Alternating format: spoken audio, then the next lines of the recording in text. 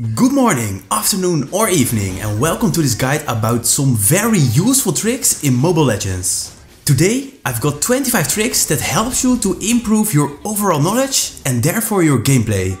Some of the tricks are only for beginners, while other ones might even help you if you are an experienced player. Let's start right away, because there's a lot to learn today. So the first trick is that by moving your camera, you can hear the sound of the enemy when they're fighting against monsters, the turtle or lord. You can move your camera easily by using this area to move through the map.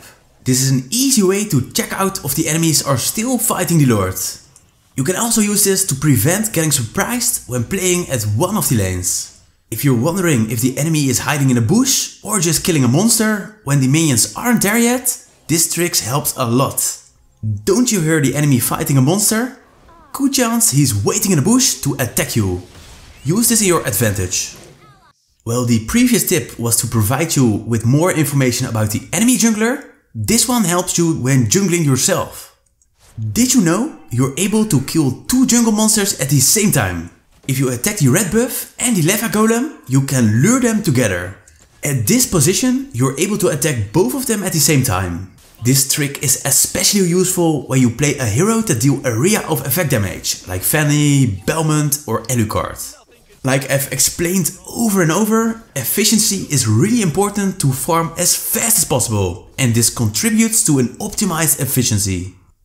Next, I want to learn you this trick about how to position yourself when attacking minions when playing a melee hero. You probably already know that your basic attack hits multiple targets, but therefore positioning is quite important. This is the area that your hero deals damage with its basic attack. So you want to stay at the right position to hit all three minions. So when attacking from here, you don't deal damage to all minions. That's why I want you to try to position your hero at this place, so every basic attack deals damage to all minions. If your hero can't hit all three minions, you should focus on the third one, since it has the most amount of HP. Of course, this also applies to your skills. This is a quite easy trick to optimizing your farming speed. The next trick is for the more experienced players. So I hope it's no news to you that dealing the last hit on a minion provides you 30% more gold. A good farmer focuses on dealing the less damage to a minion. But there's a useful way to make sure you get the full amount of gold, and that's by cutting the lane. If you play a hero that deals high area of effect damage and is able to clear the minion wave fast, this can help to get you more gold. By walking towards the minions right before they approach the enemy turret, you can kill them with no allied minions nearby. Map awareness and hero knowledge is really important, because there's a good chance the enemy hero can kill you over here. You want to use this trick if you're quite sure no or only one enemy hero is around and there's only a small chance you can get killed. I especially use this trick when the enemy hero is killed or recalls, so you can kill the minions here and your minions arrive at the turret at full HP, so you have the maximum amount of time to take down the turret. Not the most easy trick, but definitely one you can use to improve your farming abilities. I've also got another trick for the junglers among us. Farming as fast and efficiently as possible in early game helps you to dominate in late game. That's why every second counts, and you want to set up your farming route as smart as possible. An easy trick to win a little bit of time is to move your hero a bit towards the next monster, so you have to walk less far after killing it. Just lure the monster towards the end of its circle without resetting it. If you use this trick for every jungle monster, you win a few seconds each farming route. It are those small things that add up in the long run. The following trick can be used to determine which hero currently have a high win rate, pick rate and ban rate. At the official Mobile Legends website, you'll find information regarding the rates of all heroes.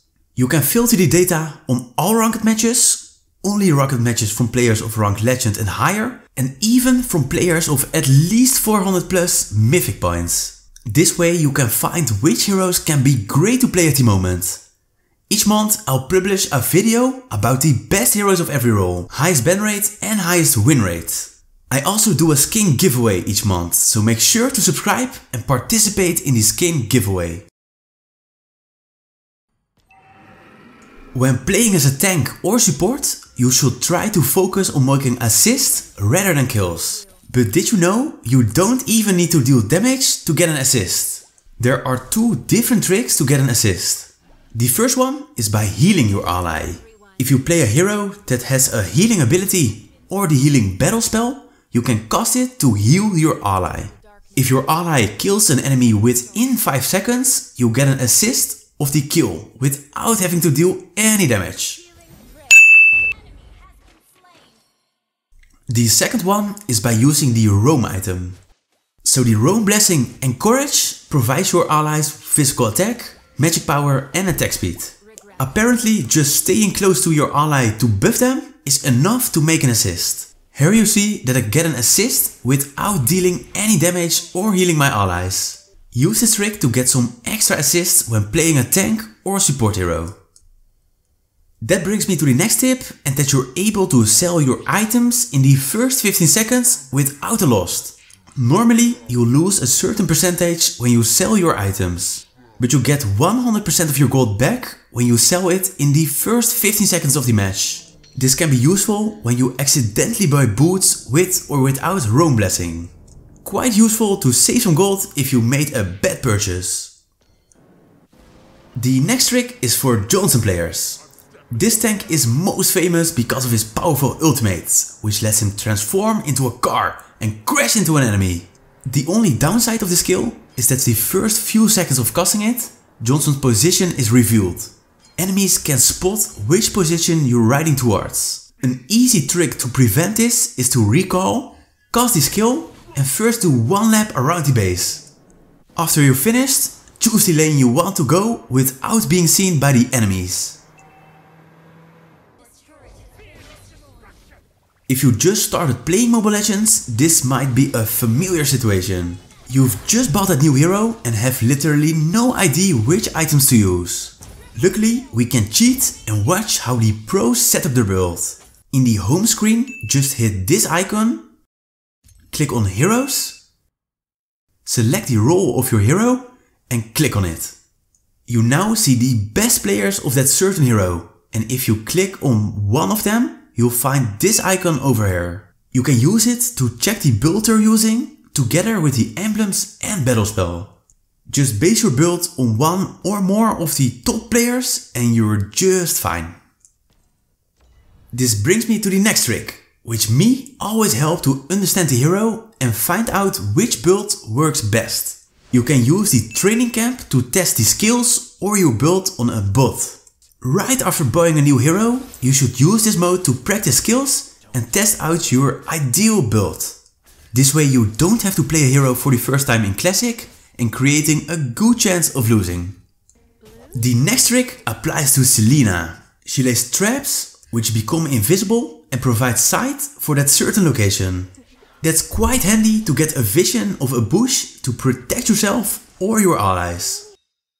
You can lay the traps inside a wall, which makes it function as a ward. This can be useful to rush the enemy jungler or know exactly when the enemies are killing the turtle. Remember that when you play against a Selena, the enemy team might see you when a ward has been placed on a strategic location. So the following trick hopefully shouldn't be used that much. If you have an ally or enemy that's flaming, which distracts you, you can simply turn the chat off. This can be helpful if this distracts you or invites you to chat instead of playing Mobile Legends. Just turn off the chat of this player and enjoy the game. I have a useful trick for all marksman heroes that heavily rely on basic attack. Farming is the most important thing for any marksman, especially in early game. You therefore don't want to recall or get killed to waste valuable farming time. That's why I almost always start with prioritizing the small lifesteal item. This costs 400 gold and adds 8% physical lifesteal, which really helps to recover small amounts of HP for every basic attack you use. You can buy this item right after killing the first 2 minions, if you don't buy anything from the start. A wave of minions has at least 3k HP. which means you get 240 HP back if you deal 3k damage against the minions. This really helps to improve your sustainability, and it's especially valuable if your lifesteal item isn't one of the first items in your build. Next trick doesn't help you that much, but it's quite fun. Getting killed really sucks, especially in late game since it takes ages to respawn. But the cool thing is that you can now use emotes if you get killed. Your dead body plays the emote, so you can still interact with the enemy or your allies. It doesn't help you a lot, but you can do something while waiting to recover. So I want you to learn a bit more about efficient jungling. So the next two tips can be really useful if you play as a jungler often. The first one is using Retribution early on, instead of last hitting the monster. By using it early on, the battle spell gets on cooldown earlier, so you can cast it again quicker. This rises your DPS, which makes you jungle a bit faster. Try to repeat this as much as possible to stay ahead of the enemy jungler. However, you should be careful using this trick. If you face enemies that can steal your buff or reset the monster, it might not be the most wise idea to use Retribution early on. Like for example, when you match up against Franco, you shouldn't waste Retribution on the buff when there's a chance he can grab it and reset it. The next trick is a bit less significant, but also saves a little bit of time when applying it correctly. When buying the jungle item, you get some kind of poison effect against jungle monsters. This means you don't have to entirely kill the monster. Just leave right before it dies, and if the monster has less enough HP, it will die from the poison. This can save you 1 or 2 hits, which results in being 2 seconds earlier at the next monster. It are really this kind of tricks that help you to become an efficient jungler and stay ahead of the enemy.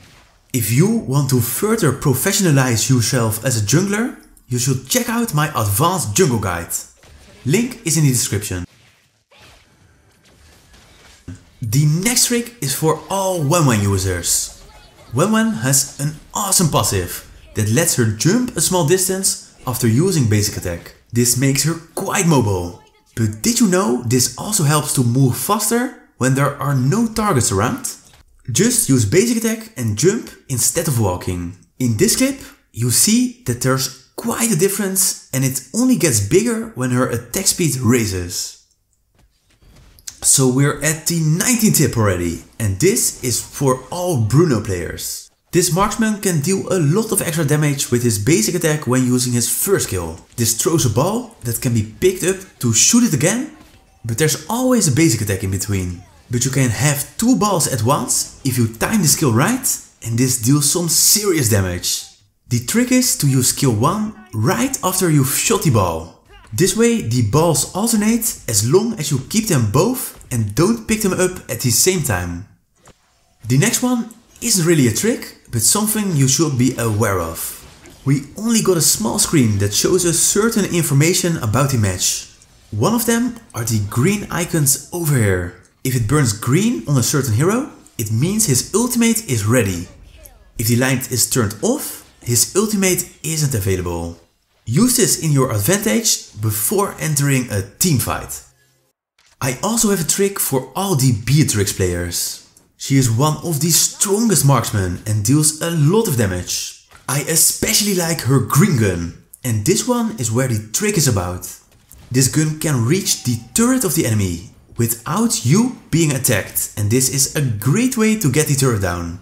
Of course, you deal more damage when minions are nearby, but when they die, the turret still has a few seconds of receiving higher damage, which really helps to destroy the turret in no time.